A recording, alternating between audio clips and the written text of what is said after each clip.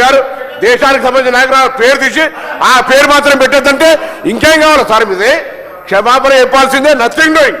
మేము ఆయన కూడా మాట్లాడే మీకు క్షమాపణ చెప్పాల్సిందే సార్. ఇందిరమ్మ పేరు తీయడం అనేటువంటి పొరపాటు. ఏం సార్, ఎవరైనా పేరు తీసి రేపు మా నాయన ఇంకోళ్ళ పేరు తీసి ఆయన ఫలానా పేరు మాత్రం అదే దట్ సార్ లిక్కర్ ఇష్యూ. దయచేసి నచ్చగా సమర్థిస్తుంటే ఎట్లా? ఏంటి మాట్లాడతారు? ఎవరిస్తారు నీకు అవకాశం? ఎట్లా ఇస్తారు అవకాశం? దయచేసి అధ్యక్షుని క్షమాపణ చెప్పమని మీ ద్వారా మీ అందరం కాంగ్రెస్ పార్టీ నాయకత్వ శాసనసభ్యులందరం కోరుతా ఉన్నాం. మా నాయకురాల్ని ఒక అనవసరమైనటువంటి అంశంలో పేరు పెట్టద్దని, ఇందిరమ్మ పేరు పెట్టద్దంటే ఏమన్నట్టు అధ్యక్ష?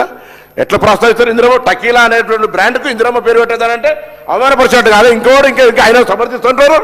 ఇది అవమానపరిచినట్టు కాకపోతే ఇంకేది? రేపు ఇంకొక నాయకుడి పేరు ఎవరి పేరు అంటే చెప్పి అట్లా చనిపోయిన వాళ్ళ పేరు ఆ ఫలానా విస్కీకి పెట్టేదంటే ఏమన్నట్టు అవమానపరిచినట్టు? క్షమాపణ చెప్పాలి.